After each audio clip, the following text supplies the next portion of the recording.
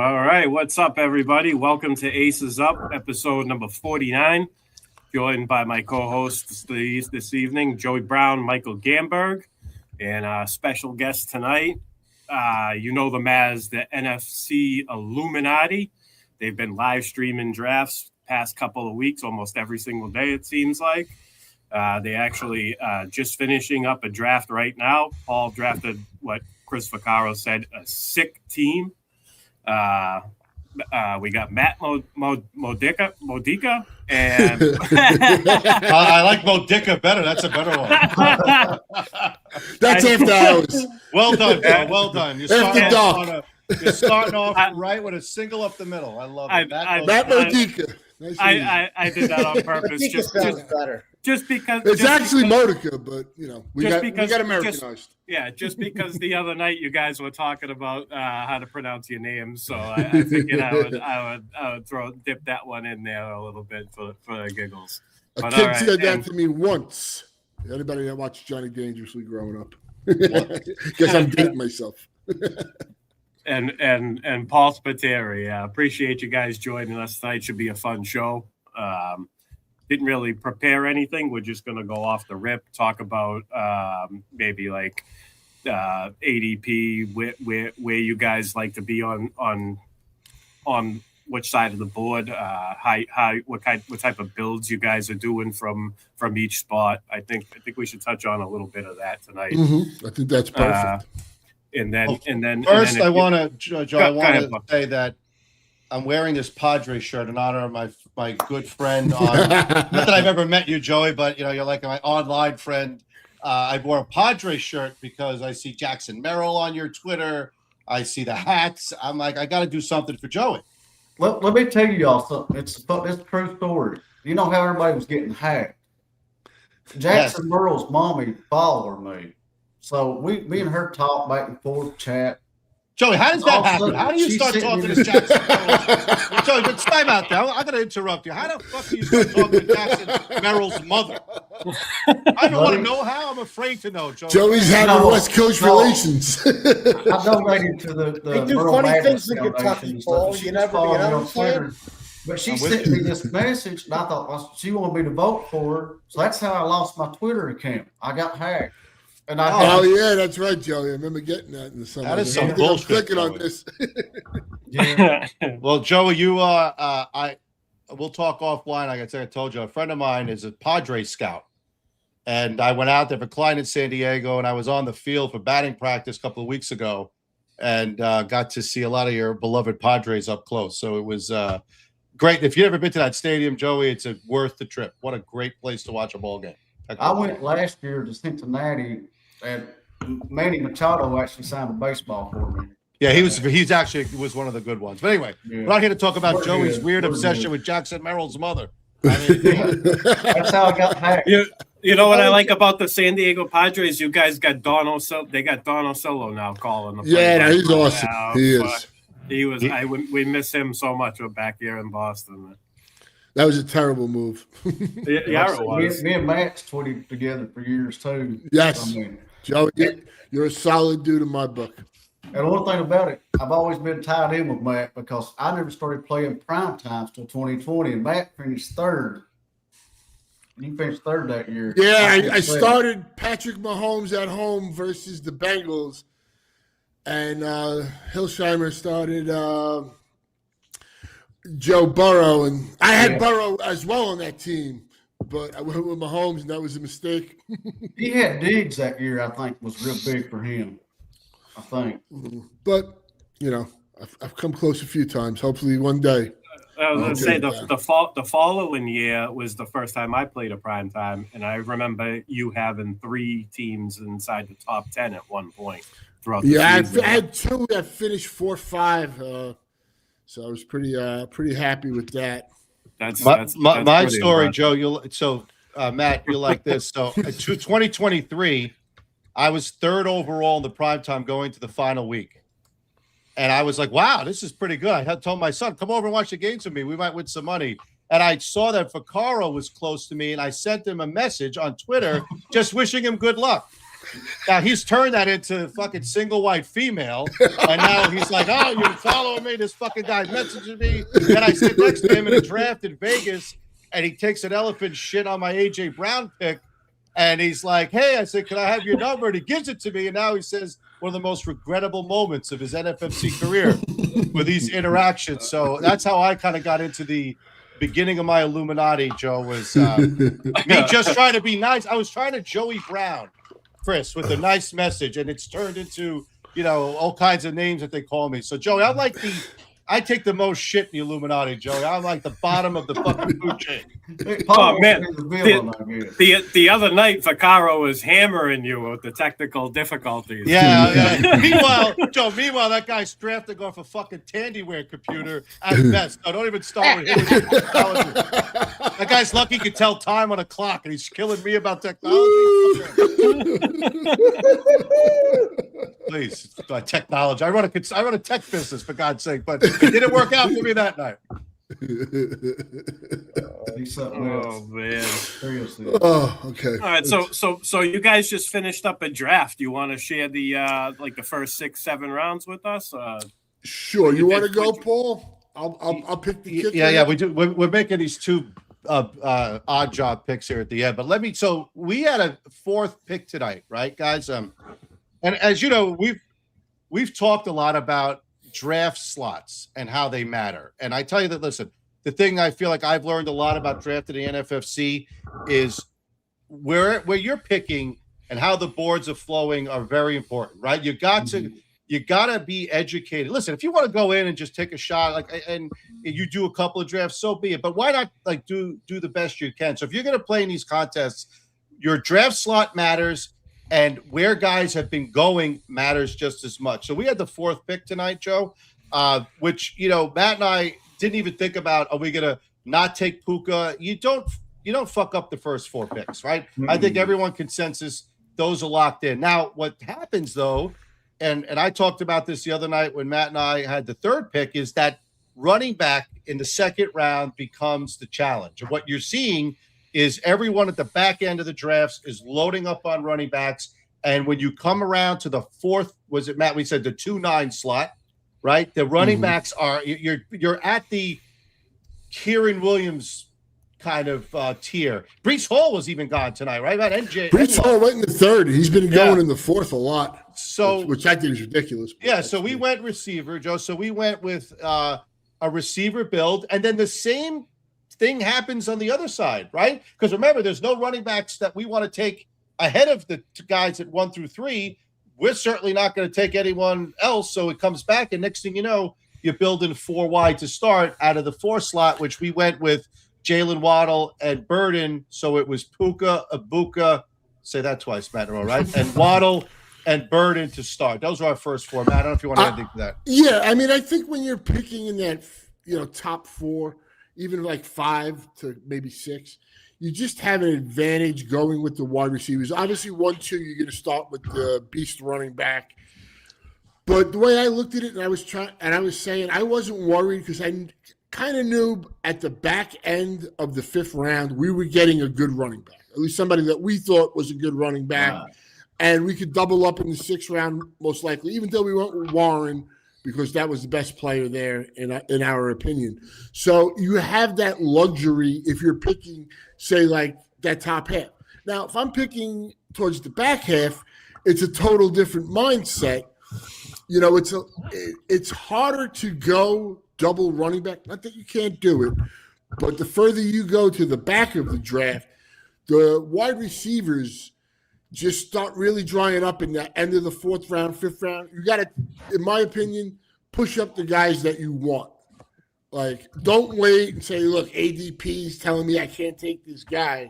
You got to take that. For me, at 4-9, Mike Evans is that cliff. I have a slow prime that had the 9th pick.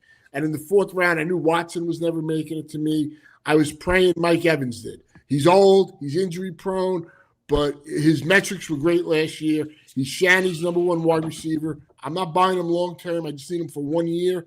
I think he's going to catch a ton of touchdowns when on the field. So for me, that's my cliff there. So I was happy I got him. And that's the way I look at it. I'd rather split it up, running back, wide receiver at the back end. Now, will I do double running backs at times? Yes, I will do it. I've done it. I did it at 9 in the slow prime. I went Cook. It was Cook versus Hampton. It still kills me. I went back and forth on that, and I took Walker. And then I just pounded the wide receivers. All right, yeah. So the 3 and the 4 spot, one thing I noticed, there's been a shit ton of 4 wide receiver starts from those 2 particular spots in general. Like you mentioned, the running backs are peeling off the board at the 1-2 turn and then into the middle of the second round. So it's very rare. Occasionally you'll see Kenneth Walker fall back there. Achane has been available at the back end of round 2, but usually like Barkley, Chase Brown, those guys are already gone. So it makes it almost makes it like you kind of, like you guys say, it's better. There's higher upside to just lean into the wide receiver build there. So that's one thing I've noticed from that. And what you're saying too, like if you start off heavy wide receiver, sometimes it's better just to lean into it. Instead, don't get nervous. Like I see Joey saying a lot on Twitter, just give what the board takes you and stuff like that. A lot of times people are like, oh, I only have this amount of running backs, wide receivers. If you've been playing, you're in a bunch of drafts, the board, where you're going to have your shots. So you got to be cognizant of that. But sometimes, whether it's the running back you start off with, like I'll give Kluger some credit. He started out 3 running backs in the first 4 rounds. I thought he had a very nice draft. With the exception of I would have taken my number 1 quarterback earlier. So, Joey, beside your love affair with Jackson Merrill's mother, your other love affair is with Ladd McConkey, right? And we were hoping he got taken before us. Yeah. So he went a little bit later. I was pissed at that. Matt and I were kind of waiting for him. So we really were going to – this was about Joey Brown tonight, guys, right? This was about the Padres shirt, the Ladd McConkey pick. Joey, we almost delivered, right? I mean, look at that. He even has that on. So, look at the terrorists from Queens has arrived. So we're going to be doing a lot of in-season content, some cool programming coming out from the Illuminati. Be careful what you wish for during the season. I am. And Empire returns this coming Tuesday. Yes. Nice. There we go. It's going to be this coming Tuesday will be our first pod, and then I think we'll be doing a live stream OC for the next 3 following Thursdays. Wow. Capping it off with a prime time at the end of August, I think the 27th. Oh, that'd be awesome. That'll help my jet lag get to sleep on Tuesday, Matt, next weekend when I'm in Italy or somewhere. Excellent. Mike, what's up with you over there, man? You're quiet tonight. You're gonna say? What do you mean quiet? You're gonna chime in. You're gonna join the show. I just wanted to ask you guys. I had the 4th spot back to back. The only reason I took it the second time. Did you notice that Puka's number? Why is Puka number 8 in the ADP when you go in the West? The dog bothered me, and I was fumbling through it. Do you sort by like more recent, or is that you doing it overall? Here's what I'll say about ADP. You should run it like I always run the ADP. Oh, you got to quit. I didn't realize you had to refresh. And by the way, just a little technical glitch. No offense to our friend to the NFFC, but they're not on the cutting edge of technology. But when you run the ADP in the list, and let's say you want to look at the board, you got to reset your selections. So then, if you wanted to do, let's say, July 15th to the 28th, and you got to go somewhere else, you got to do it again. So you got to be careful with the sorts. Was Puka ever number? What was he ever number? No, I don't know. You must have had everything. I was fumbling. I said the dog. So here's what I do when I want to, set the ADP board up. I go to Classic. I pick now you can do 4 days. As long as I have 8 drafts, I really don't want more than 10, but 8 drafts is the perfect number for me. Then I go to ADP board. I use those dates, and it's got to be under online championships. You got to make sure. You got to pick the contest. You got to pick. You don't care about draft champions. That doesn't matter, or it has all drafts. You don't care about anything else. The only thing that you're gearing up, and the prime time, the board's going to shrink much more than the OC. Once you get into that, I'm on my second one. I mean, Joe, Mike, did you expect tech support when you brought us on too, Joe? I mean, what a fucking bonanza this is turning out to be. We're giving you tech support, draft ADP. I mean, listen. What's left, Matt? Filtering out ADP is fucking important. I chime in on people on Twitter when they post the ADP. I'm like, did you filter that out right? Because it doesn't seem right. You're talking about. You got to filter it. Yeah, you got to. It's worse than people do it on podcasts. That's crazy. Shout out, Pete Supernova Pete. I love him to death. But he posted AJ Brown. Yeah, he posted AJ Brown is going 34 on NFFC. I was like, wait a minute. You got so Gamberg. It's all in the sorting. You got to work on that sorting. It just happened at one time. I was just normally I don't give a shit really because the board that I put up here is the last week. Football guys online championship ADP. Okay, so this looks like what we've been seeing pretty much. Yeah, I mean, like you're seeing Breece Hall last week settling into the fourth round. I know people are worried about the Jets' offense. I think it's crazy for this guy to go in the fourth round. Yeah, Matt is a little more Breece Hall. I like Breece Hall too. I mean, I think the new offense is gonna get him more involved in the passing game. I mean, there were games it felt like he went without a target last year. It's absolutely insane that how underutilized he was. You guys are Frank Reich's the OC, right? So we talked a lot about I was gonna say it's Frank fucking Reich at OC. Let's not forget that part. That's right. And that's and we also talked about on our show at the very beginning when we started. 20 or so OC changes. We talked about it again the other night. I think that is so significant. And Frank Reich wasn't exactly even their first pick. I forgot. So I hear you guys, but again, here's what I'll say too. Hold on. These guys are taking this ADP out of control. It was one-time fumble. I don't need the ADP. It was just a swip in the mail. No, we've moved on. I could find out the guys in the chat. He's up Cincinnati boys. You had your show on Monday night. Go get him. We threw you a bone and gave you the promotion of the event. Come on, boy. Okay, what I'll say too about beard a few miles tonight. That beard's going to be down to the floor when he's done. Here's a pro. I'll say they just gave this guy the bag. They could have traded him. They made the investment in him, and like I said, I think I wish he was on a much better offense and stuff like that. Obviously, he'd be going much higher. But I think he's a phenomenal running back. Can do it all. So I will take the swing in the fourth round, especially if I have three wide receivers. Right. I think it's I'm playing the percentages that this is going to work out in my favor a lot more than it doesn't. He fits the bill for wide receiver. So Matt's going to take a swing, and he's not going to use a wiffle ball bat either. I mean, you have to take shots. You got to work that down, Matt. He's gone as late as pick 51. In the last week. I mean, that's an ideal spot to get him if you can get him that late. I think, Joe, guys, on the ADP, right, just what we're looking at here, the first two rounds, the participants are consistent. There's very rarely a guy in the first two rounds who hasn't been there for the last month. Where they go shuffles, but who goes in those first two rounds? I honestly have not seen Rashee Rice will sneak into the second round right a little bit, but there's not a lot of volatility in terms of who lives in the second round. I think Rice kind of maybe moves into there. I'm surprised he hasn't. I mean, look, he's right on the edge at 3-1, but I'm assuming once you start seeing Mahomes, people see him more. You see Rice out there, he's fully cleared, so I think he will be living in the back end of the second round for most of August, put it that way.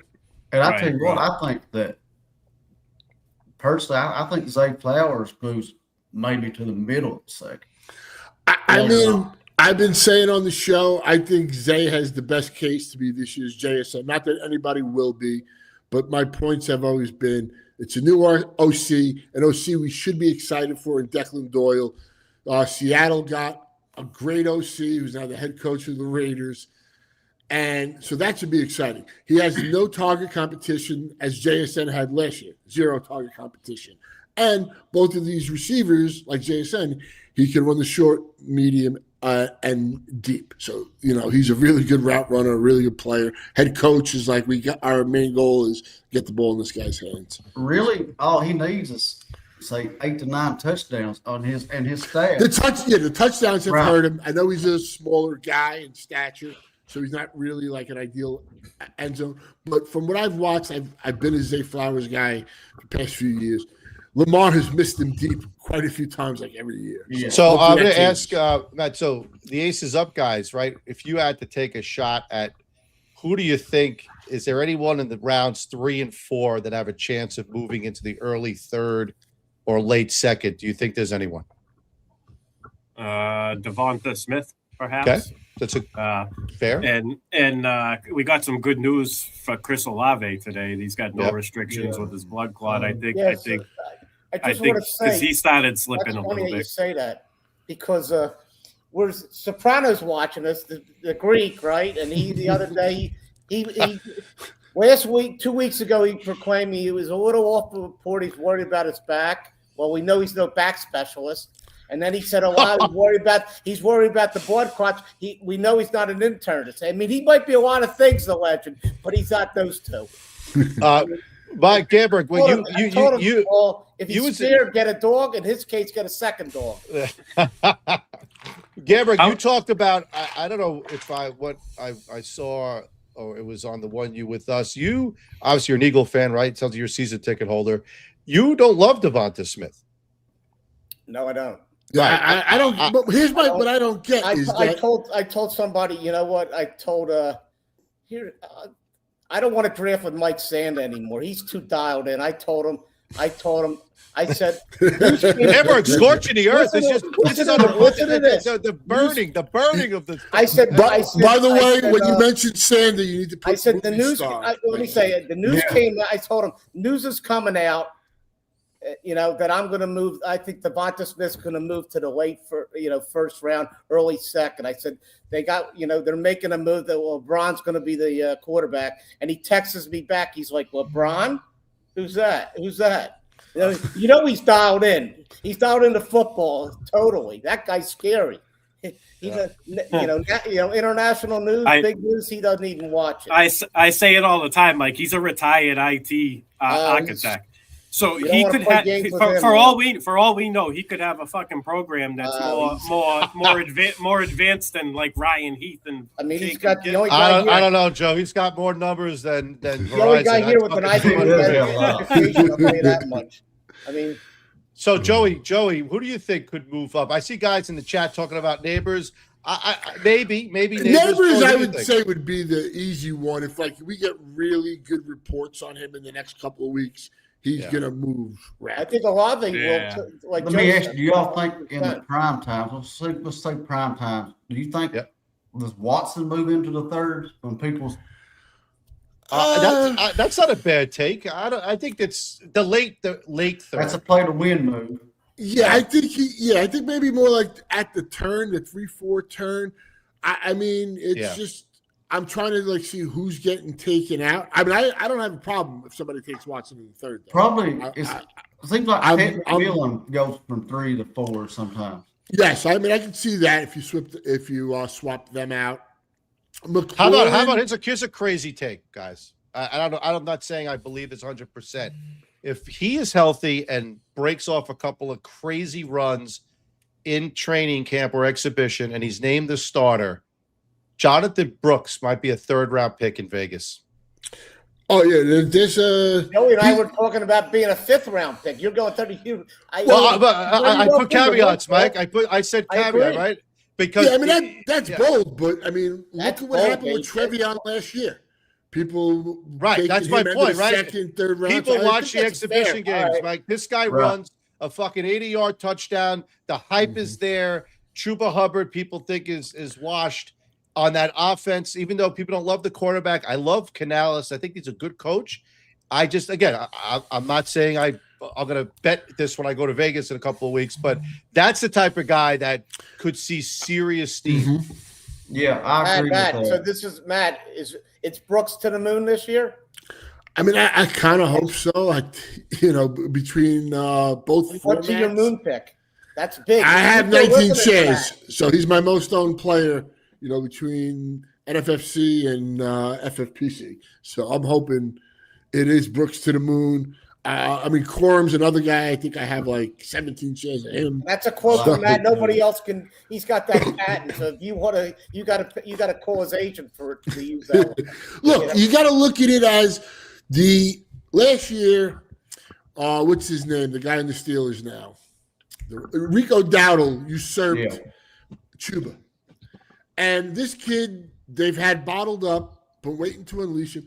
The pass catching ability is what really gives him that leg up.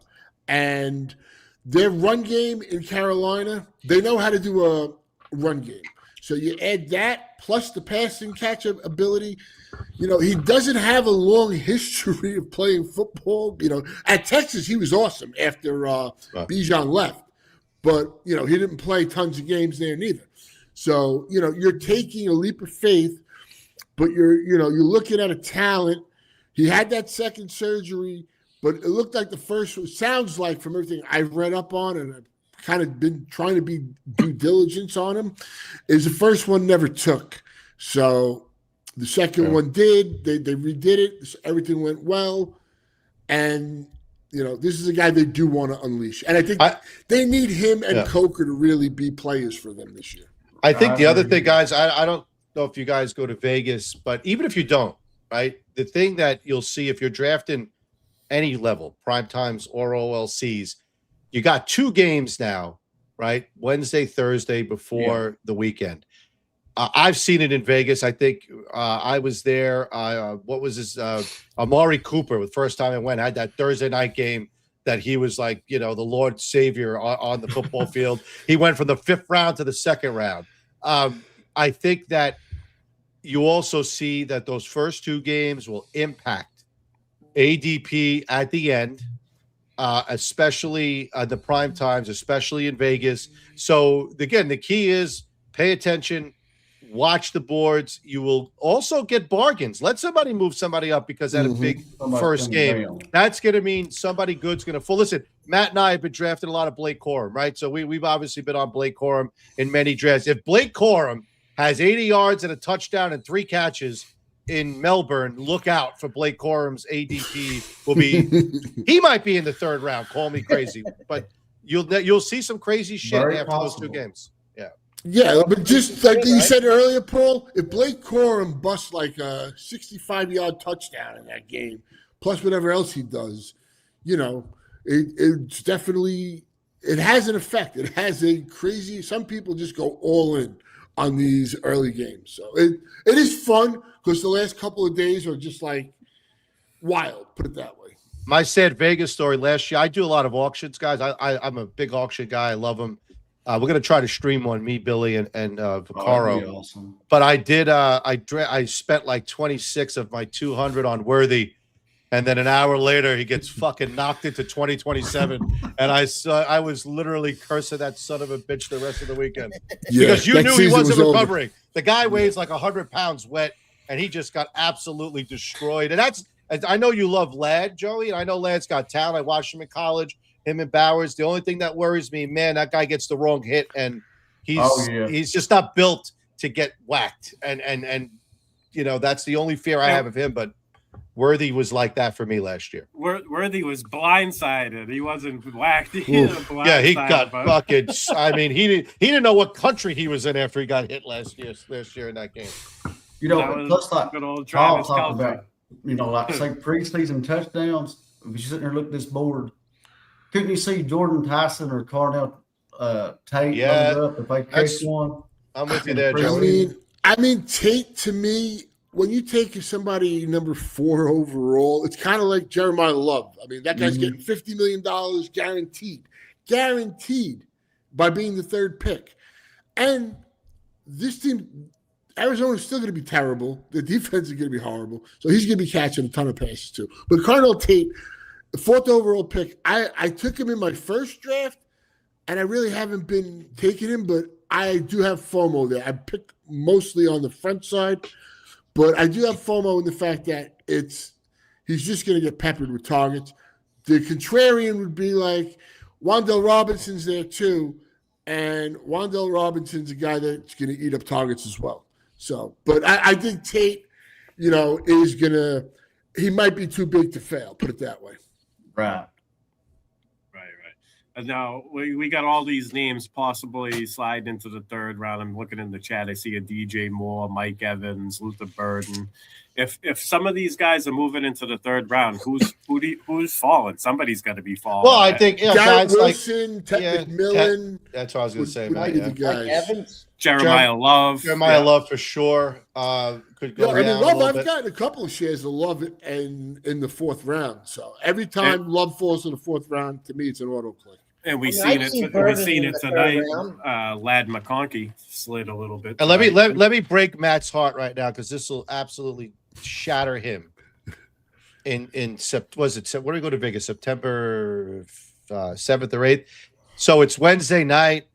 When's the Australia game, Matt? Thursday?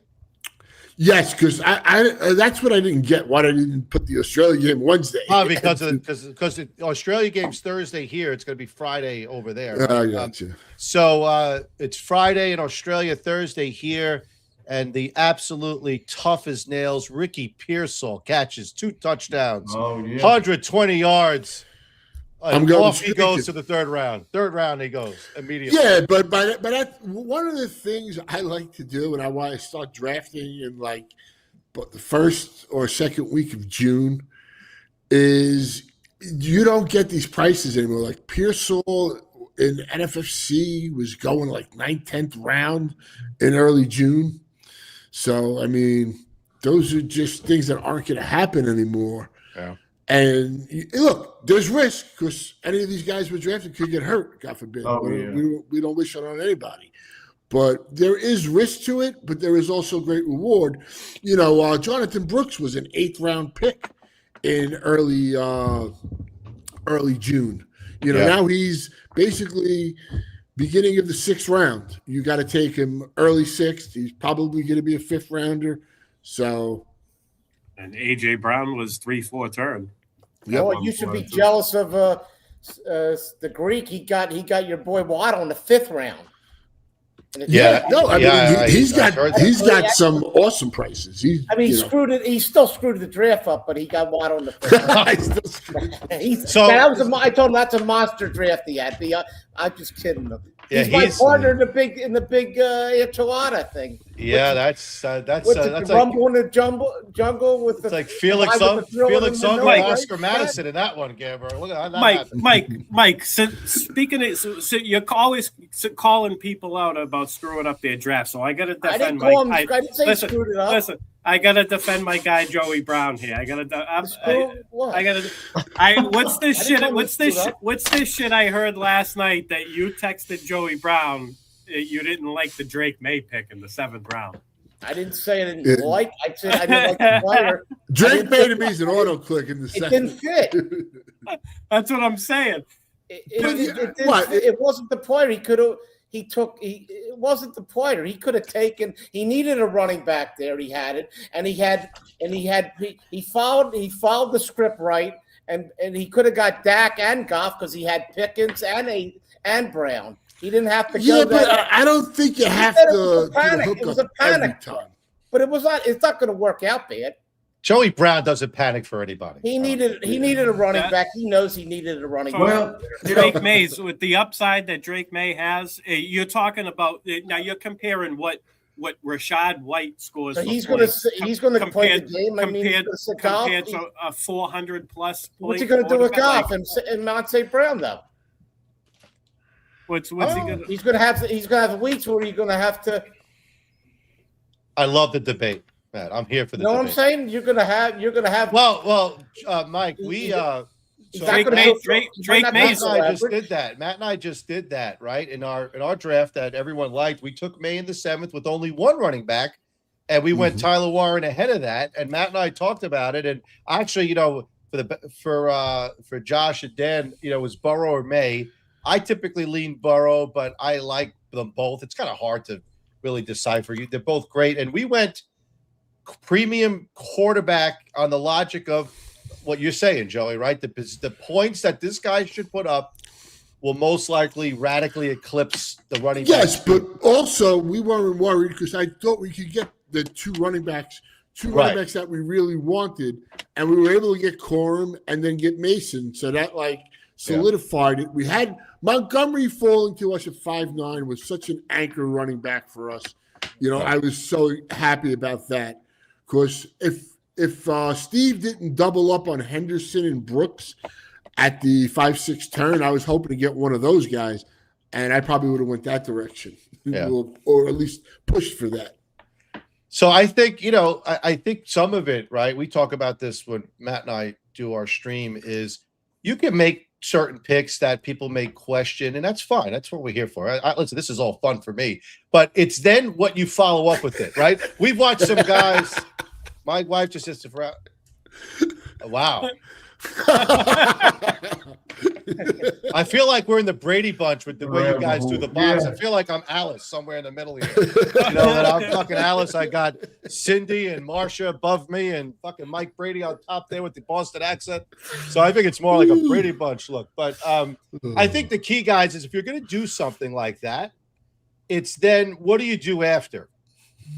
Right? Like you see some guy, I saw a guy the other night at a draft. He picked, I wanted Burrow with my Chase stack. He grabs Burrow. Okay, fine.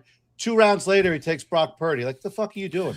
Like, Yes. what is that? Like, what? That doesn't make any sense. I would put that comment by Billy Waz back up. Yeah. Billy Waz is another one of the best players out there. I was going to touch on this. Billy Waz is one of the best there is. And Billy, from what I see, he usually has a, top tier, quarterback, tight end within those first 7, 8 rounds, and he knows what the hell he's doing. So if people are worried about that, all of his teams should be named Ice Pick to the Balls, but I know he'll never do that. But if I'm Billy Wazowski, I'm fucking editing all my teams, and I'm calling them Ice Pick to the Balls, which is a Billy Wazowski classic line. So I kind of let me ask you, Joe. You came out with me. You threw me a curveball I didn't know about. But who set him up, Joey? Tell the truth. Who set you up for the first picks in the draft? You just told me to go wide receiver heavy. Let's tell me. If I'm going to get thrown out, man, I feel like we're here in a family dispute, man. What's going on here, Joe? Look, I've been on a family fight. I've been taking shots for.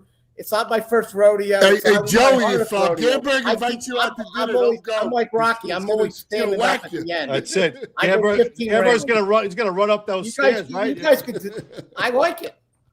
The funny thing is, I wish I was an incognito. Now I have a hard time just even saying anything remotely mean to Joey Brown. I would shame myself. I'd be like the girl in fucking Game of Thrones, Joey. If I was you, I would wear a dress and walk around with shame across Times Square. Threw me under the bus after all. Gamburglar on the table. Billy Waz is an up-and-coming comedian. He's absolutely also, Paul, he didn't thank me for I was his pip. I got him Nelson as his partner. Pip? That's a true story. Come on. I mean, come on. What do I have to do? Joey's turning tricks in the Kentucky end. Curveball out of left. I can handle that curveball. I took that one out of the park. Joey, I'm not going to subscribe to your OnlyFans page. I draw the line. I don't care if you have a pimp.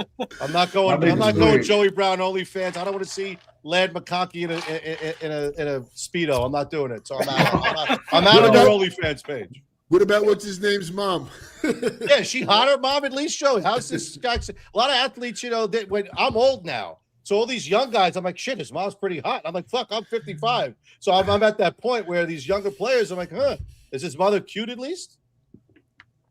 Don't put that on him. Just say yes, Joey. Come on, Joey. You gotta say yes. A Speedo. Oh, man. That's a good one. Oh, so going back to Billy's comment about the quarterback tight end early. Listen, I try it every now and then. It's hard to pull off. It's great when it works. One thing that has to happen for it to work, though, outside of you having to hit your wide receivers in the mid rounds, is you need to avoid turmoil and adversity throughout the year.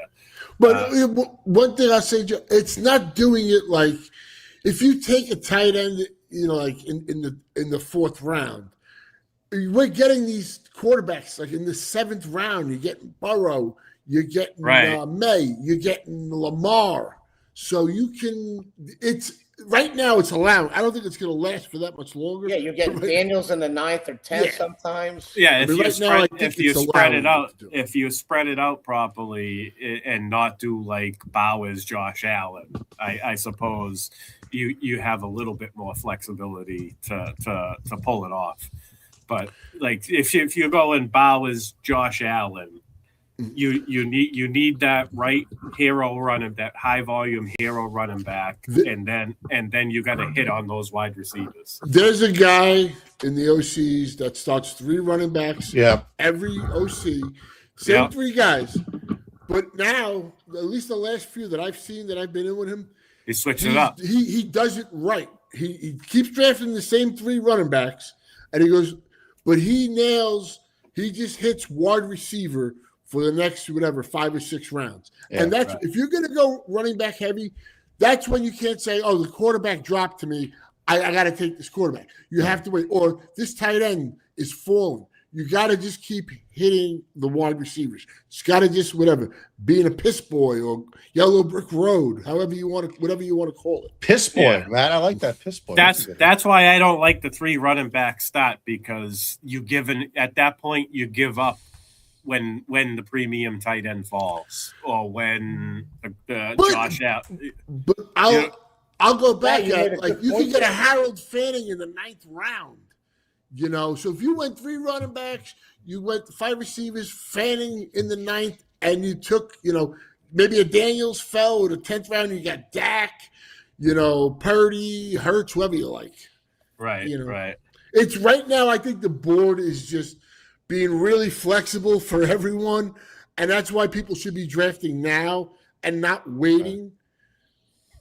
Yeah, you're not going to – things are going to be different in a couple of weeks. Listen, everybody, and I love how – people panic, or you see Deshaun Stribling catching a fucking pass in shorts and nobody covering him. Stop, please. Right. I don't want to see Deshaun Stribling fucking tweets about how great he looks with shorts and the fucking assistant covering him. Like, people, relax. Let this guy go get the shit hit on him in a game and then impress us. Like, people just go. It's too much, guys. I talk about the content.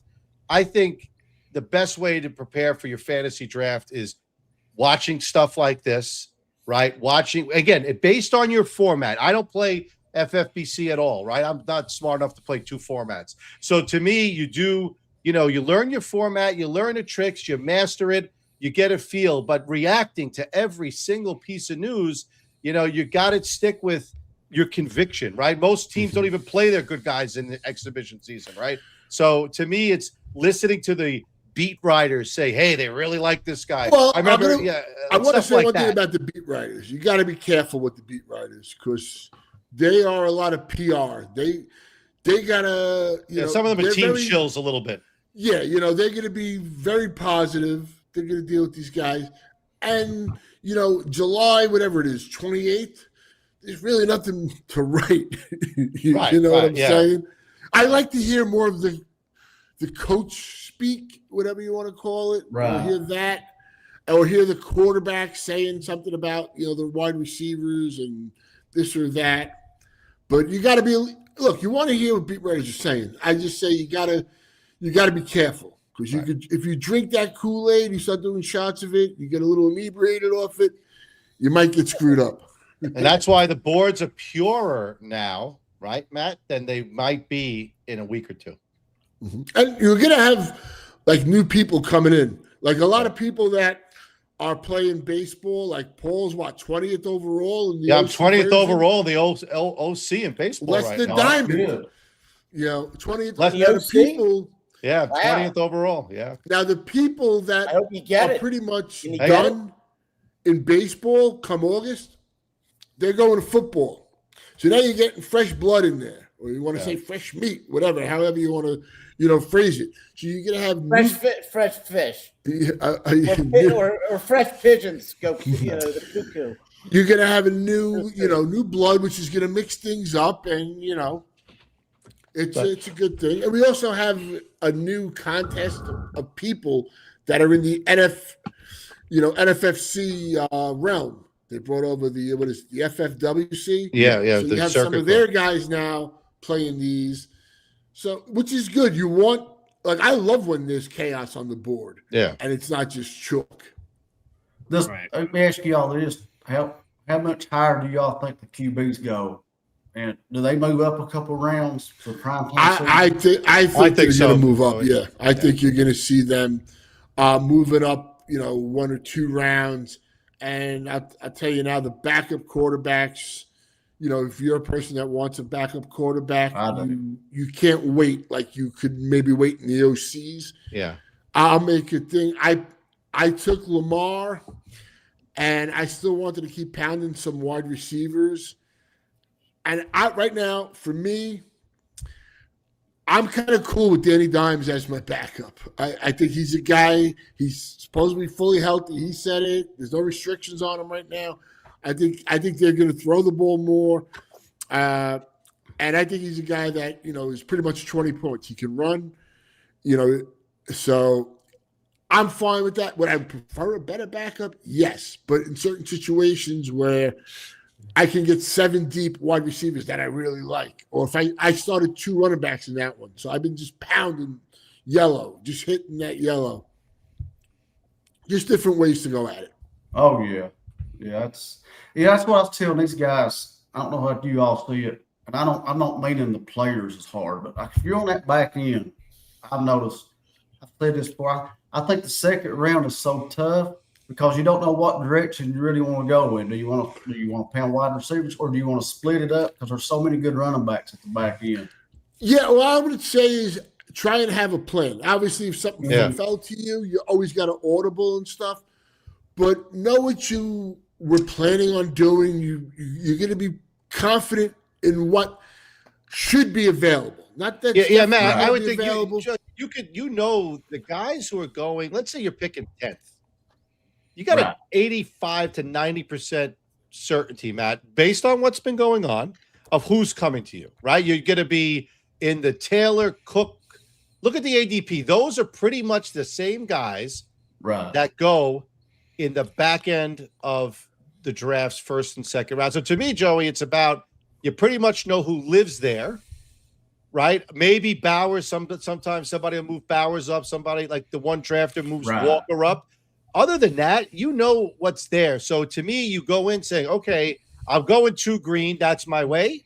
Right. Or I'm mixing it or going 2 yellow. That should be predetermined before you walk in the draft. Yeah. And here's what I would say too. I mean, it's an obvious thing. Say you're picking at 11. Mm-hmm. If you're saying 4-11, there's a chance I get Watson. There isn't a chance you get Watson. Maybe a 1% chance he falls there. And if that happens, yeah, great. But you can't be saying, as one of the guys I'm planning my strategy on, Watson's going to be there. Because he's most likely not, especially in the prime time. Right. Nelson got him the other day at 12. I think you guys were. And I'm saying there is a small chance, but especially in a prime time, I don't see that happening. Guy like Nelson gets him with a small chance. It's pretty powerful. Yeah, but he's going to be doing volume, and that was just yesterday. You're right, but it's a gift if he gets there. But what I'm saying is, you don't go in with. You're not saying there's a good chance I get him. There's a very slight chance he's there, and if he's there, I'm going to smash it. Right. But what am I doing? I need to have a plan without Watson being there. That's my point. Right. If you're going in there like Watson's one of your building blocks in these first 4 or 5 rounds, you're kind of setting yourself up to fail. I'll tell y'all something else I've noticed. I don't know how you all feel about it. I don't mind somebody taking Bowers in a second. I personally don't like seeing the running back paired up with Bowers. I'd rather have a wide receiver with Bowers personally. That's just me. I think I'm probably with you on that, Joey, as well. But I don't think. Look, if you go whatever and a running back Bowers, I'm just going to be probably the next 5 picks definitely are wide receiver Right. for me. I don't care who, Josh Allen falls, I'm probably avoiding him. And, I'm a Bills guy, love him, but I am just staying yellow. Like, that's the way I look at it. Sometimes you just got it, being strict and knowing you have to start 3 wide receivers. You might want to start one of the flex, so that's 4. Guys are going to get hurt, and you're not going to hit on every pick. I don't care. Everybody thinks that they know the way and, they're great and, everybody else sucks. No, I don't care how good you are. You're going to hit on the wrong guys. So that's why you want to have 5 really good wide receivers. If one gets hurt, one sucks, you got 3 other guys. Yeah. Which Billy Wise, he's got to go. He's got Gibbs and Bowers. That is pretty good. Yeah, no, I mean that's kind of that's a unique pair. That's a pretty good distance for Bowers. 24. I'm assuming. I mean, I would early in the draft season, Joey, he was going 3rd round. Oh, really? And by the way, next year, guys, not to flash forward, I think baseball is not playing next year. That's what Gamberg said. At most, they'll play June, 2 games. June, maybe. Yeah, and I think what you'll see is a lot of people drafting crazy football early because everyone will be salivating for action, and you're going to see freaking base football drafts going berserk on Memorial Day next year. Yeah, as far as the Kyler Murray comment here, I have no problem with somebody taking Kyler as the quarterback 2. I don't want to take him as my QB1. I think when you do that, then you're just adding all this risk onto it. Does he have a great offense around him, weapons? Does he have a really good coach, especially with the quarterback position? Absolutely. But why would you do that? He goes so late. And in this, waiting on the quarterback forever, there's a point where there's really good quarterbacks. In the 10th round, Prescott, Hurts, or Purdy, over these wide receivers who I like, I'm going with the quarterback if I don't have one there.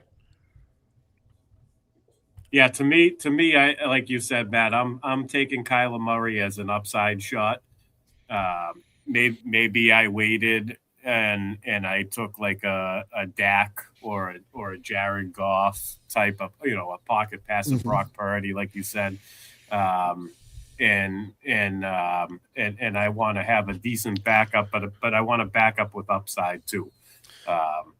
That's Kyler Murray in my opinion. Yeah, and if Kyler Murray doesn't work out, you have your starting quarterback. If he blows up, now you have a great problem on your hands. But just look at this board: Dak, Hurts, Stafford, and Purdy in the 10th round. Well, it's ADP, Matt, this board. So it's a little like somebody put a quote in about Team 4, break it down. It's not, this wasn't a draft team. But I'm just saying there's a good chance you can get these guys in the 10th round. I mean, right. Well, I'm looking at the board from tonight, Matt, right? And Nathan. Yeah, Nathan, let's clarify this for Nathan. That's what I just said. So Nathan, this is ADP, not an actual draft. Yeah, this is ADP in draft board form. This isn't right.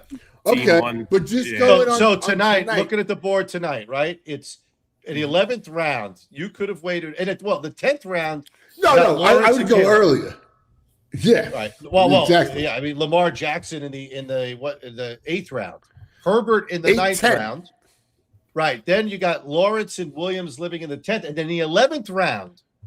Mayfield, Mahomes, Stafford, Dart, Purdy, Nix, and Prescott, all in the 11th round. But again, like I said, that's why you play now. The OC and the prime is just a much tighter board. Like if no one's playing games at that level, and even so right you see now, a different approach. In the prime, the quarterbacks aren't being pushed right now in the prime, but. You get to that 3rd week of August, I think you're going to start seeing. But man, I think the top guys get pushed. I don't think everyone goes up. I still think. But what happens is people wait, and once these guys start going off the board, that's they when start people jumping. Start getting a little nervous. You get a little 10th round becomes 7th or 8th round. Right. So probably the Yeah. chase owner probably would pull up Burrow a little bit quicker than they would in a prime. No, Wouldn't in you a think? prime. I think versus the an guy OC? that takes Chase in the prime might take him at the end of the 5th, or Right. early 6th. He's not taking. Right. You're not hoping at 7-10 that he's going to be there, because most likely he's not. Billy's talking about just 5 wide receivers. I guess he's referring to my main man, the Greek. Yeah, I want to talk about the Greek. He said the other day, unless. Well, let me say something, Matt. One second. Okay. You know what? Nobody loves yellow more than the Greek.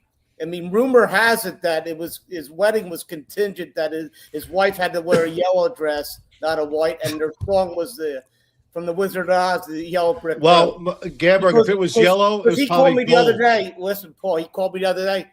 Gamberger, we're gonna go 7 wide in that tag team, aren't we, Gamberger? No, he did say the other night on the live stream. Wow, that impersonations and everything. I love it. outside of Gibbs and Robinson, He's the going greatest, 5 wide boy. receivers this week. Joe Carlton, what kind of show you running here? We got impersonations. We got. I mean, We I lost love Joey Brown. Joey Brown is literally jumping. Man down. So when I had the Greek on, I was gonna open the show with I was gonna actually spike my hair up right crazy, throw on a pair of shades, and open the show up like Jeff Mann style. Well, you really are. For the Greek. Oh, But something told me. I was like, you better not do that. This might be something you might have to save for New York. When we're done drafting and we get a couple of drinks in us, maybe I'll do a Jeff Mann's impression. At that point. But I want to He's say got a couple I of drinks and he thinks you're man. He might pop you one. I want to say that Yeah. I think I gave him the nickname the Greek, man. I think that was. I grew up in the same neighborhood as Stevie, so I grew up with many Steve Gergaloses before. So yeah, the Greek is the perfect name for him. Is that how you pronounce it? I call him the Greek Is it legend. Gergalo? Gergalos. I call him the Greek legend. I mean, he's just, he was rookie of the year and player of the year last year. That's him. Yeah, he was. Right? Man, I mean, nobody can doubt it, right? He is. Yeah. We'll. Steve, if you're still listening, man, I got to give you a call tomorrow. Anyway, I got something to talk to you about. I got a favor to ask you. You got to have a sit down. No Greek turns down a request. He goes through Messenger. You can't use it. That's the only way you get the Greek, baby. Joe, no Greek turns down a request on his daughter's first birthday. So you should have went in there on Sunday. They would have. Don't say that, Greek. We gotta leave. You gotta win. I talked to him. I think I talked to him on Sunday. It's funny you say that. All right. So what else do we got here? What do I want to ask you guys? Whatever we touched on yet. What's your favorite spot on the board? I know we kind of bounce around, but like, do you guys have an idea which you want to do come the primetime season and bigger drafts? I mean, as of now, you say that, but like I said, it could rapidly change. But for me, I want to be top 4. I'll take that every time. I do like the 9 area, like 8, 9. I could 8, 9, maybe 10. I think are good too. Yeah, I have like 20 prime times this year, so I got to look at like a bunch in Vegas, a bunch of GST and online, and I would feel much better coming out with I got Chase, Bijan, Gibbs, or Puka on my team, right? I as much as I like the other guys, when you're in the prime times, you got 2 things. Obviously, you spend a little bit of money and you're playing with people who are good and spending a little bit of money. So you very rarely find some crazy shit. So to me, let's get started off on the right foot, right, with the 4 best players in fantasy that no one's going to debate. No one's going to argue you with those 4 guys. So I would agree with Matt that I'd love to sit there. And I think it gives you the advantage. If you have Gibbs or Bijan, you can just whack 4 wide receivers if you choose. If you have Chase or Puka, I kind of know if a running back I like say a Hole or a Love falls in the 4th, I have that option. Or I can just go to the 4 wide as of now, unless the board changes, which I think it will. But as of now, I just go 4 wide and 5, 6, 7, 8, that range. I can get some running backs I really like.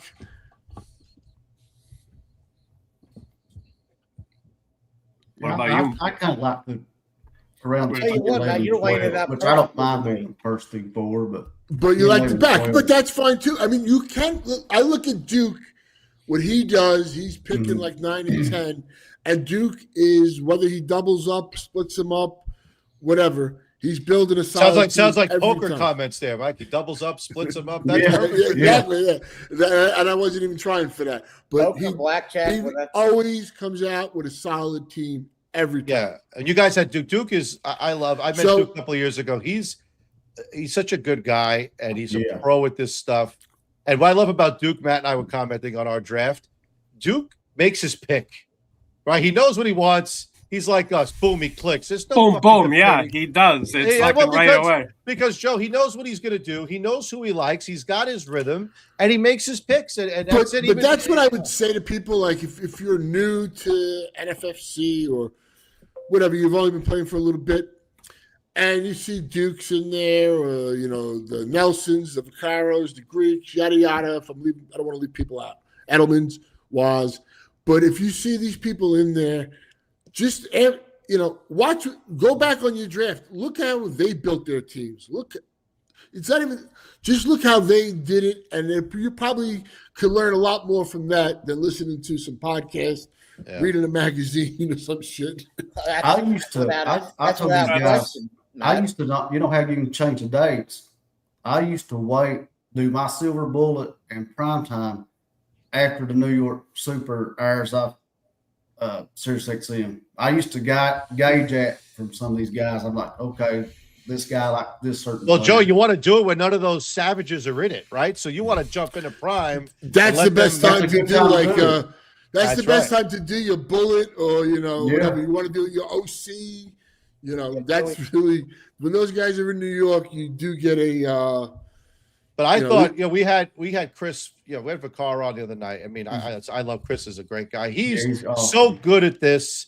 When you listen, we talked about the board, and again, he really knows how to, look at situations. He's got his guys, but he's also, certain guys you're quote unquote out on, but you always got to be looking to see what's going on, right? And he's very good at, even Matt and I were doing this before.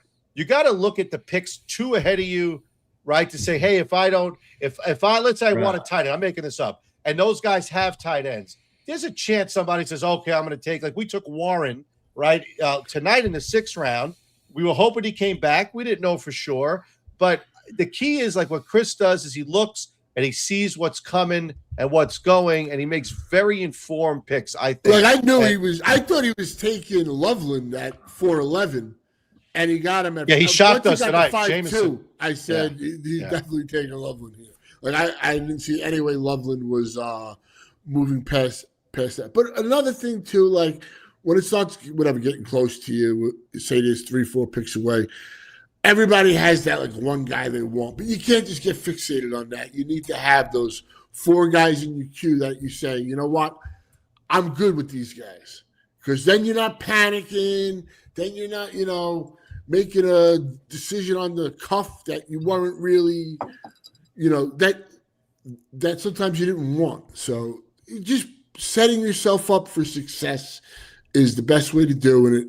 And, just having that queue, just keeping that queue built, saying, okay, this guy's probably not making back. It's the guy I want. If he gets here, great. But if not, what am I doing? Not when you get on the clock, but before you get on the clock. What am I doing? You have to have it queued up.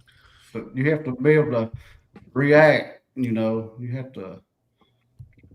Paul, I like how you touched on kind of paying attention to what the teams around you are doing. Yeah. So like if you're picking towards the end and you haven't taken a quarterback or a tight end yet, and like you said, the two people on the end have a tight end or a quarterback, or maybe even 2.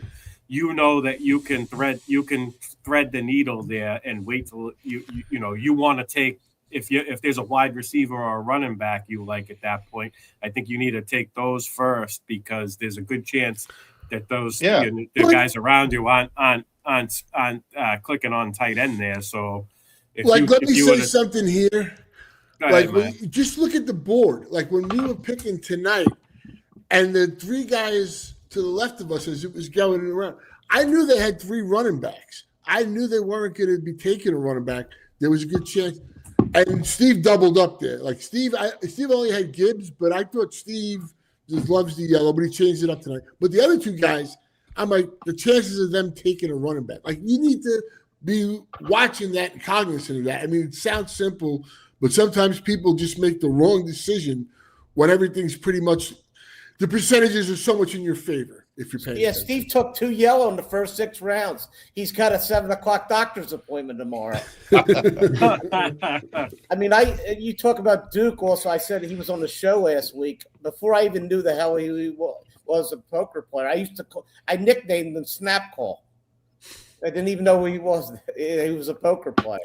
Yeah, I love how he says snap call when he's talking about fantasy football. That's great. Well, that's what I call him. I mean, he was. I mean, it was. I didn't even know he played poker. But Joe, to the point, I think the what we preach, as you know, is you got to know how to draft. I don't care how much stats and how much shit you have. If you don't know how to draft, not saying it's impossible to win, but you got to know again, and it's format driven, right? FFPC. I know it's a different ball game, right? Matty does that; he knows that stuff. But at the end of the day, you got to know how to draft and know these tips and tricks. It'll make you better, right? Just being smart, right. And learn your opponents. Pay attention to what they do. A lot of people are good at adapting and mixing things up, but we all have our tendencies and our preferences.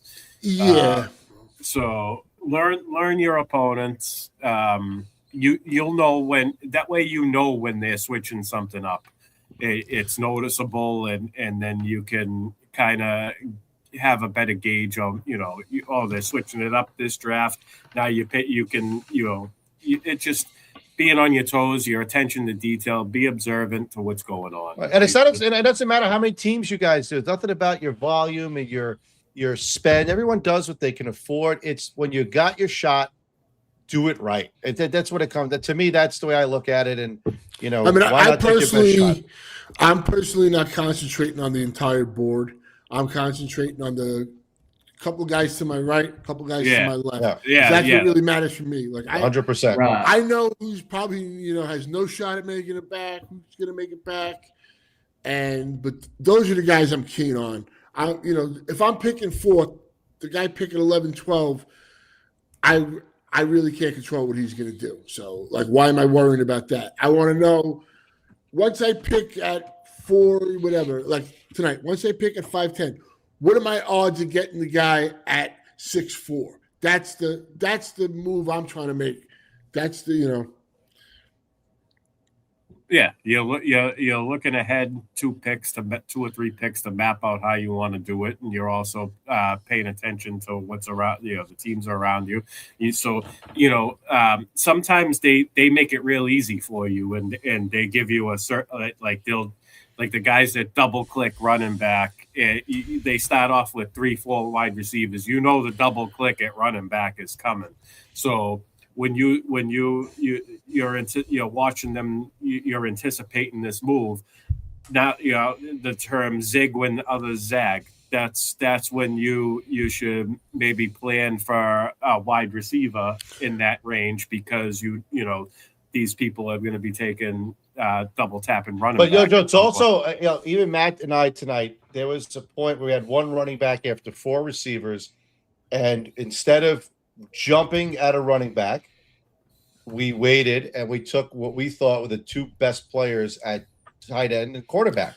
So we took Warren in the 6th round, and we skipped over. I'm just looking: Jadarian Price, Rashad White, the rest of the running backs. Again, not worth skipping out on what could be tight end anywhere from 1 to 3, right? And then we go with May, because again, the same thing is we're looking at, okay, now the running backs left are Pollard, Corum, Anungai, Gainwell. Why not get maybe the top scoring quarterback, or at least the top 2 or 3. We went with May, and that's where it's different. But you don't panic and say, "Oh my God, I need a running back," and the value pick was those 2.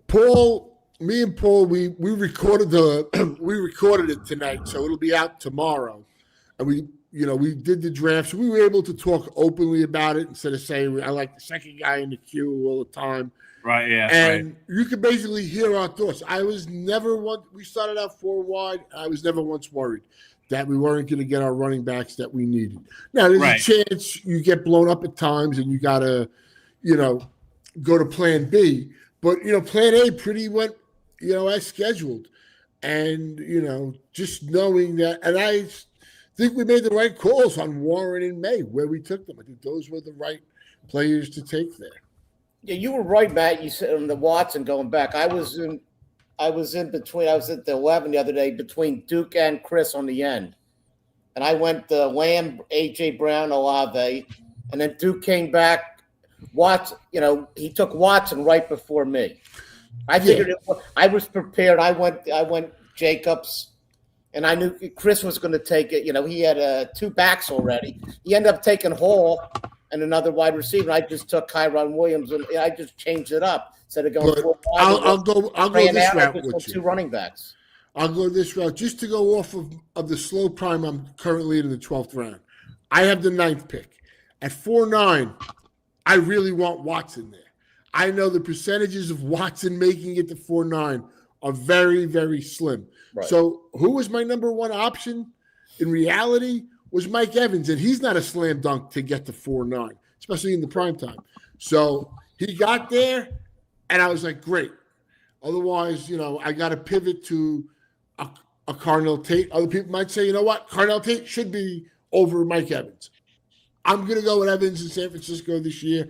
If I'm wrong, I'm wrong. But I think the touchdown equity right there that he's got going for him, he will be the number 1 wide receiver. And this is a guy that loves Ricky Pearsall. Loves Pearsall. Pearsall and Downs, I will take every draft if you give them to me. Yeah. I mean, Evans could be the Devontae Adams this year. I mean, from last year. I mean, very possible. Yeah, I mean, he could shit the bed too and get injured, which I hope not. But at that spot, that's the most upside right there. This is a guy who's won on the field last year. His metrics were really good. You look at the advanced analytics, all that. You saw when he came back on that Thursday night, the guy was a baller, had an amazing game, and he was just so pissed off and fed up. You knew by the end of the game he was done in Tampa. There was no going back to the Bucs. Nice. What are your thoughts on DJ Moore in that range? Well, I like DJ Moore more than Matt does. He's one of those guys. You get him, you're like, okay. You don't hate him, you don't love him, right? You hope that he takes the next step with Josh Allen, and he's got like me and Matt say, Khalil Shakir is a good football player, but he's a shitty fantasy player. So I feel like he's one of those guys, Joe, where he could have a great year in the new situation. He's historically disappointed no matter where he's been. So he's in one of those. He's a wild card, right? I'll take him as wide receiver 4. If he's my wide receiver 3, I better damn have like Bowers and good running backs. Right. I look at it. I'm a Bills fan, so it's kind of like tough for me because I want him to succeed as a fan of my team. That I just think they way overpaid for him. He's a guy that could have got late draft picks, or he might have even been cut. And they had to take on $40 million. It just was, crazy. I would rather see them go after AJ Brown. But okay, he's in Buffalo. They are going to try and feed this guy. So there is the upside of him being actually really good because of his quarterback, the situation that they traded for him, the money they're paying him. I personally, if I had to make a bet on who is the Bills, yardage receiver this year, if healthy, it's Dalton Kincaid. He's due. He's due for a good year. Even with the 50-60% snap share. Well, that's the thing. If you listen to everything they say, supposedly he put the work in. When he's on the field, they're a better team. They one of the Bills things I was reading today. Without him on the team, they were 2-3. When he's on the field, They're just a better team. They score more points. Yeah. I mean, he's been one of the best yards per route run guy in the whole entire league. Forget about tight ends. They, invested a first-round pick on him, and they need him.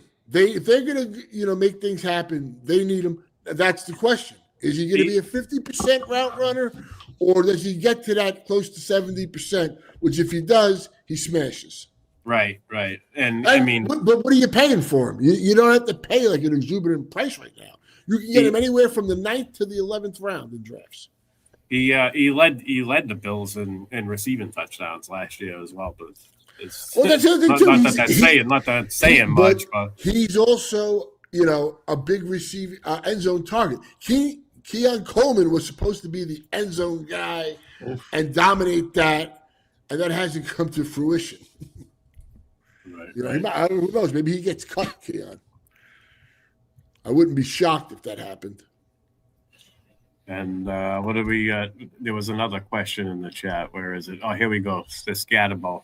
Do you guys feel Scatterbo is worth the 5th round? Yeah, 100%. I think it is. I would take the shot even like in the late 4th, mid to late 4th, if I wanted to go to. Hey, look, if he's healthy and stuff, this is John Harbaugh, Greg Roman offense.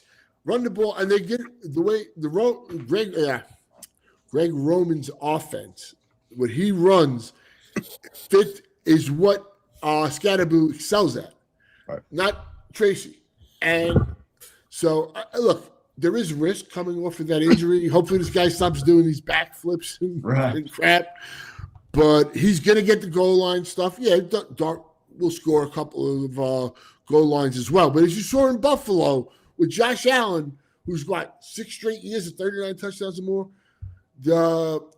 James Cook has 16 and 14 touchdowns the last 2 years. So even with a mobile quarterback, your running back can score a boatload of touchdowns, and he's a hell of a pass catcher. And he scored he had a short season last year. He was going off. Oh, that killed me. He was my RB2. He was going off on before he got hurt. So yeah, If I went 3 wide and Scatterbo's there, that's an RB1. I'm happy. If I'm getting him in the 5th round, I'm even happier. That was Black Sunday when he went down on the field there. I was devastated. Going back on DJ Moore, you don't like it. You're not taking him in the 4th, right? Well, if I'm picking at the back end, DJ Moore has to be someone I'm considering. If Mike Evans is smash him in the 5th. I know somebody smashed him. You'll smash him in the 5th, right? Personally, it's not a guarantee. I pushed up in the. I'd probably take Parker Washington over him. I'll be honest with you, but maybe people think I'm crazy with that. But again, I just have worries about DJ Moore that he hasn't been this top receiver in years. He's in a role to succeed and smash his ADP. He's got the phenomenal quarterback who can, throw the ball deep on a dime. And like I said, they went out, got him, paying him a shitload of money, more than he's worth. So for that reason, I see how, that's the flip side. He's never been a red zone guy either. I mean, he might have had he's not a big red zone. Oh, here's look at the comments. Here's hottest take of the summer. Tank Dell is going to rise with 5 E's. That looks like an eye chart with all those. I tell you, he looked pretty damn good in that workout. I feel like But did you see the video with him and an eye chart? I have a hard time with. Listen. Listen. I don't even love Nico Collins. I like Higgins. Higgins, my boy. I don't love the quarterback, but I still think he sucks. He sucks, CJ Stroud. I don't. I know they got a better line. They got Montgomery. When is all of a sudden? Are you feeling confident about CJ Stroud? He's fucking terrible. No, but again, if the running game is real, last year they had no running game. So now if they have a competent running game and stuff, it's going to set it up. Well, he needs to make a big leap. But I'm saying you got Nico Collins, you got this kid Higgins who's coming on, you got Noel who I think is tremendous, and if Tank Dell comes back, I agree. And you have a tight end you can count on. Boy, I'll take him late 3rd, middle late 3rd, but he's not going there. Who's that? Nico Collins? Nico Collins. Yeah, I agree with you. Yeah, he's going to go earlier than that. And he's been going earlier. I agree with your take on it. Yeah, I just sometimes you got to look at the quarterback play a little bit. Maybe he gets better, but this guy was absolutely. That's why I don't like Devonta Smith. Yes. Right. He will get better with a more balanced offense. But you keep saying you don't like Devonta Smith, and he's supporting you're missing Brown. the angle. I mean, I could be wrong. But I'm just saying he's got to throw through with anticipation this year. Okay, but forget he doesn't run. He doesn't have the threat of running anymore. He supported A.J. Brown, Devonta Smith, and when one of those guys was out, the tight end. For the past 3, these guys got 1,000 yards every year. What are you talking about? Every year they have over 1,000 yards, 2 receivers on a team that doesn't throw the ball a lot. And now Devonta Smith, I had both of them last year. The last wide receiver to win the Heisman Trophy. Putting up that's ridiculous shit. I don't know. I'm telling you. I don't get your point. I think Joe Carlton looking at his ratings through the roof right now. Brown and Devonta Smith are getting over 1,000 yards. He doesn't have A.J. Brown this year. Okay. Here's what I said about it. And I mean, I know. Yeah, Joey, bring some levity, Joey. You just hold on. I want Joey Brown. Joe, take the next 3 or 4 minutes. Whatever the fuck you want to say, just say it. Just take your time. What I'm getting at is if Devontae Smith's going to fit into that wide receiver 1 role, then wide receiver 2 in Philly's going to hold some value because he put up good numbers too. And then I know Hurts wasn't great, but he had 33 total touchdowns last year. I mean, he's fantasy wise, but wide receiver 2 in Philly should hold a little bit of fantasy value. If everybody wants to think that Devontae Smith's going to take it to the next level, but Smith and Brown's numbers was almost identical last year. So somebody in wide receiver 2 is going to have. Joey, hold on, Joey. Joey, excuse me, Joe. Joe, this isn't a Dontavian Wicks fucking Instagram post. I know where you're going with this, Joe. I don't want to hear the guy can't catch a cold, let alone a football, right? Anyway. I know where you're going, Joey. It's like that scene from Moneyball. This is so-and-so. He's really good. His one flaw is he can't catch the ball. I was just going to ask you, Joe, how do you think do you think anybody emerges as a wide receiver 2, or you think it's going to be a mix between Lemon and Wicks and Goddard? I mean, when Wicks goes, though, I can't kill anybody for taking him. Yeah, it's going to be hard to determine when you're going to stop Wicks, though, is the thing. When you're going to cut the guys from rounds 15 to 20, or even you're going to be cutting most of these guys. Come September, you're going to be like, oh my God, this guy's the backup running back. We know for sure. This guy moved up, and a lot of these guys you're going to cut. I think they fill your tank with every Dontavian Wicks pick, Joey. That's kind of the deal, right? You're going to get a free tank of gas at Dontavian Wicks. 70% of it.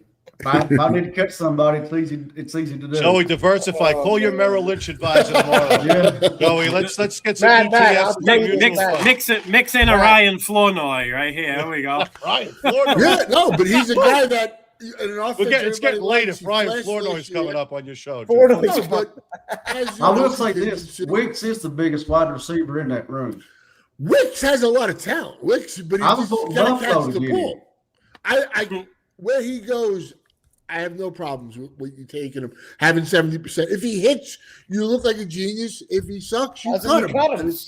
You're gonna need a cut come like that first Wednesday night anyway. Right. But most likely, Joey, your guy. Look at Joe. Joey, he nicely said, Joey, that he doesn't like him. He's like, Joey, take this guy. You're gonna need a cut at some point. I mean, no, but that's not. That's high on the. That's not how I meant. I got a ticket for you every game. You come, Phil. I got a ticket in the hotel, only if we're doing Silver Linings Playbook. I'll get you I'll have crabby snacks and homemade. I got the booth. I'll get you an exact booth. Matt Modica and movie references are unparalleled. Movie references and I'll get you a Marion if you're a golfer. I did golf only for a little bit. I did love it. I started way too late. All right, they're not going to let you. I don't want to. I can't bring you to Marion East. No. I wouldn't do that to you, and I wouldn't do that to me. But isn't this why we love this guy? This is what I love. Listen, this is a hobby. I love doing this. This is what it's all about, the debates, who's going to be right. And Joey Brown might be riding on a fucking white horse with his Dontavian Wicks jersey and his Lad McConkey tribute poster or whatever the hell you got. That guy's mother on the back. He's got Jackson Merrill's mother in the back seat. I mean, Joey, I'm seeing all kinds of cool things. I'm coming. I've never been to Kentucky before. It's one of the 9 states I haven't visited, Joey. I got to come and see what goes on over there. When you go see your son in Nashville. They make baseball bats and bourbon. Yeah. Louisville Slugger. So I'll drink one and swing the other, Joey. It's probably how it'll work for me. Yeah. I actually from round 14, 15 on, we're just taking dart throws anyway. Yes, I keep taking Jade on blue. He might be a Jade on 0. My boy Blue. Matt, I'm coming after you if he doesn't perform. I'm starting, He's a 14, 15-round pick. What are you coming after somebody for? I'm kidding you, man. No, but I'm saying. You guys he has the upside. He's got the upside. Gamberg, the iced coffee is like literally consuming his soul right now. Do I take shots at you? I would have drove off the road when you followed me. I told you if I was in my car. What are you talking about? Look at Don't Stevie. drive off the road.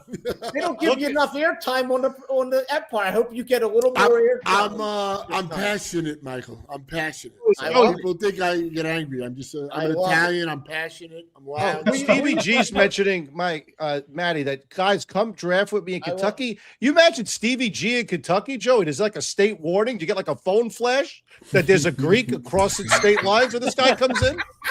I can't even imagine what Georgalos does in Kentucky. It must be like the fucking aliens landed from that movie I just watched. Tell me, the guy says on God, I do like Goddard as a second tight end. If my I like Goddard a lot this year. I think he's one guy that might excel in the offense. He's super cheap. I like him in both formats. I think he's really a nice buy.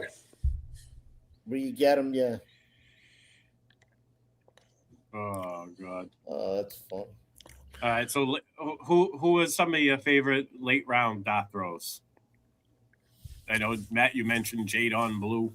Mm-hmm. I'm going to throw one out there. I was taking him early on. I kind of backed off him. I think I'm gonna start mixing them back in. That's Keyshawn Boutte. Yes, that's what we were talking about today. I think even if he doesn't get traded, I think he's still got a role in the Patriots offense. In my opinion, he's a great deep threat.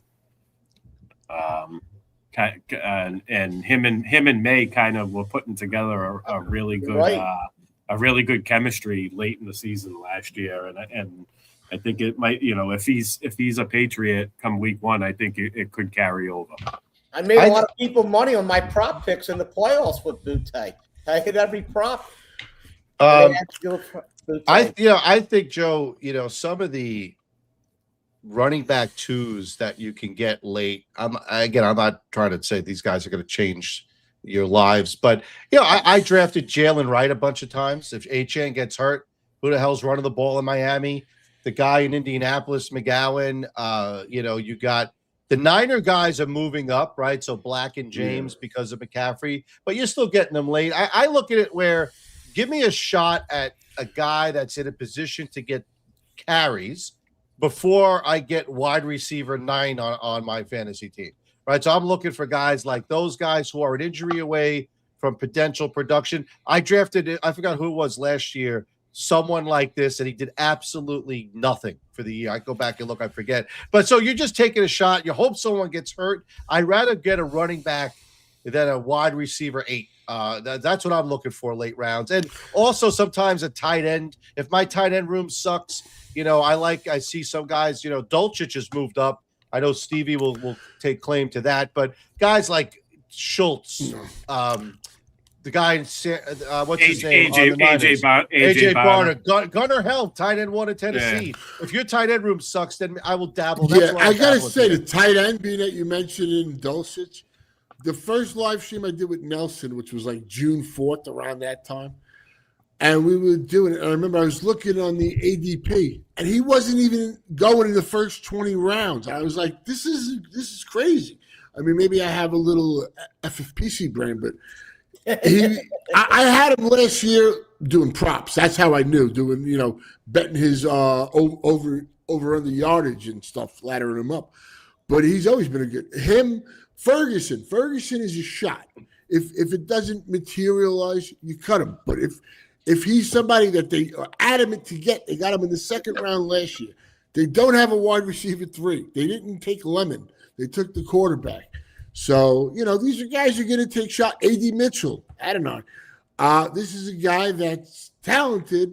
He's a bit of a knucklehead stuff, but the guy can separate, can get open. You saw that Thursday night game when he did to Christian Gonzalez against the Jets. Problem was he couldn't catch the ball. He should have went off that game, So, these are guys. Details on catching the ball, right? That's deep. One year I had a good year, Matt. You like the kid from Baltimore?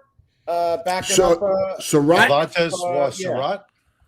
You taking? I don't know who. I don't know who the guy is there. Is it Walker, Surratt, or any of them? I'm still not out on Bateman being that guy. Bateman is every year. It's Bateman season. I hear in the preseason. I'm giving him one more look this year. I'm Zay Flowers.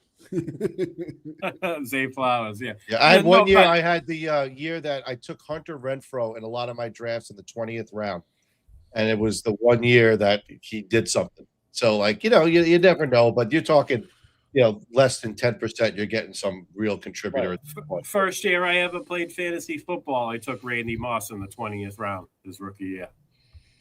You drafted with blind people or something, Joe? How'd you pull that off? He went undrafted. I don't think they had all their limbs either. He was going undrafted. Randy Moss. He fell in the NFL draft because of his marijuana problems, right? And that's out of the university. Joe, if I could do my Joe Carlton impersonation, University of Marshall, he went to, right? That was pretty good. Who was his quarterback? The guy in the Jets, right? Pennington. The Jet quarterback. Chad Pennington. Nice. So, Mike, how's the pooch tonight? How's Charlie doing? He's the man of the city. He's sleeping like a baby. I got my guy on the floor next to me too. He's out like a light. So Matt, if you think I've got shtick on here, you should see me on the golf course. Oh man, I beat these guys up so bad this weekend. I had to, I had to send them a case of Preparation H. Oh, there you go. Oh man, I closed about 13. So Jorgalos might need a few minutes to hear his Preparation H. And that might be a timeout over there in Whitestone. Hold on. Be careful. Be careful, Gamberg. You're pushing the wrong buttons. Oh man, guys, this has been a pretty amazing show. Pretty good stuff. It's been fun. I will say that. Before we get ready to close out, I do want to play an old clip for you guys in case you haven't seen it. I told Nelson the story when he was on. We didn't play it, but I'm going to play the clip tonight of when Mike, the Gambergula, closes up his camera, but he leaves his audio on, and he starts talking to his dog. So I want to play this clip for the entertainment for the people bring him on. We're here for it. Who haven't? Let me take down the draft board because I'm going to share this with you guys. He's even leaving the room for this big debut, Joe. Oh, look at that thing. Oh, that's a cute. I'll tell you what, he's at least he's not purple. Matt, I dumped the girlfriend and I got the dog. The best thing I ever did. There you go. You won. Now this. You got to be like the Greek. You got to pat it, like that. This dog's the best. He's the number one dog in Philadelphia. That's not even without question. He's no Devonta Smith, though. Yeah, you're right. All right. You guys ready? They're ready. Here we go. Okay. 1 sec, be right. Go ahead.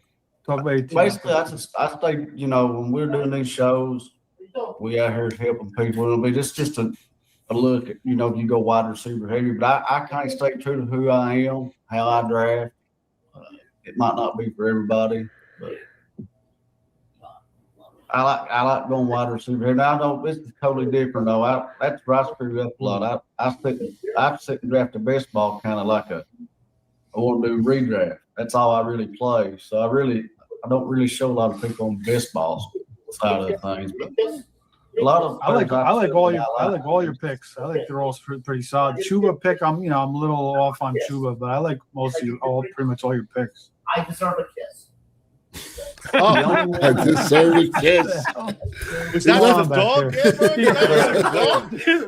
Are you kidding me? I will. You know, That's the not one real. player I had seen moved up on that I hadn't had a shirt. I mean, I'm entranced with Joey Brown's voice, and then I hear I deserve a kiss from a fucking Cocker Spaniel, whatever that thing is. Cocker Spaniel, What is that? Cockapoo, whatever that Ewok is. I mean, this guy. Oh, he's a chick magnet for me, man. I don't even know what to do with these 20-some years old. They're giving me the last God bless name. you. Matt, the Steve number comes and to the last Kentucky, name. we Who come does to that? New York. Oh man. That clip had us laughing for a good week. Joey, I don't think we go any further. You got to end on Gamberg deserving a kiss from his dog. I got nothing for you. How about it, Joe? Yeah. The curtain, pull it. Yeah, You should have absolutely. a curtain graphic right now, Joe. Go right across the screen. Right. Nice. One more time. We got a bunch of more viewers than at the beginning of the show. So let the people know what you guys got going on, what you got coming up. Live stream. We're excited. So we're going to be off this Sunday due to my jaunt overseas. We're back on the 9th. Matt and I are going to welcome Michael Edelman, who with a Silver Bullet champion. Who's just another guy who's a master at this, and then NFFC Hall of Famer. NFFC Hall of Famer. He's one of the best drafters. Yeah, and a better person on top of it, despite the shit he gives us in the text thread tonight. And then on the 10th, we're going to be back on Monday. I'm having Ryan Edwards, who's a host of the top sports show in Denver, and he'll be joining us to talk a bit about the Broncos and other NFL news. And then Matt and I will be streaming the following Sunday. Insider Benjamin Albright from Denver as well will be with us. So we're having those guys on, and then our heavy hitters there, Paul. Yeah. The Illuminati will also be. Man. The Illuminati will be sprinkled in, and we're in the lab building out our regular season content, which I'm excited for, and it should be a heck of a lot of fun. So that's Matt and I just going to keep on keeping on the rest of the summer. Like I said, I'm going to try to do an auction with Chris and Billy, who are great auction players. I think that's something people should tune into. Yeah, who don't do auctions. I think you guys, you're talking about drafting here. You're at the mercy of the board. Where the auctions, it's completely different. So we're going to do one of those as well at some point. Maybe we might stream a prime time. Matt and I we're talking about that. So we'll be on the rest of the summer, and then we'll be at GST on September 4th, and then I head to Vegas on the Tuesday after. So it'd be a cool summer. Guys, it's been great having us. I appreciate Joey, and Michael. Thank you for having us. And like I said earlier in the program, in case you missed it, the Fantasy Empire will debut this upcoming Tuesday. Thursday, we will be doing a live stream OC. So for the rest of August, it will be every Tuesday for the podcast. Every Thursday, we'll be doing a live stream and capping it off with a prime time at the end of the month. So really excited to get that going. You know, what's going on with Paul and stuff has been a lot of fun. You guys, thank you very much for having us on. A lot of laughs tonight, and really appreciate it. I told Paul, I said, look, we're having so much fun this summer with Paul doing the live streams. It's almost criminal, right, Paul? This is just fun. Listen, it's like you used to draft by yourself, doing these NFFCs. Now we do them together. It's just a bunch of stupid guys bullshitting, making fun of each other. To me, that's one of the reasons why I do this. I just have fun. It's great. You meet great people. We've met more people this year. So, hey, why not just keep doing it for the rest of the summer? So I'm glad you guys support us. We support you and everyone who watches our stuff. Just enjoy it. You know, we're going to, we try to, our style is a little bit, I think, different. We try to bring a little different energy, but it seems to be working and people get some laughs. So why not, right? Hey, we get a lot of laughs. We're having a great time. Good luck to all this, season. Yeah. We don't want to have like the other night with Nelson and Michael Edelman. And granted, they absolutely crushed it. They dropped a ton of knowledge. Great stuff on roster builds. But somebody in the comment said that this was one of the most boring drafts. But you're gonna get that, Joe. What are you gonna do? You're gonna get that.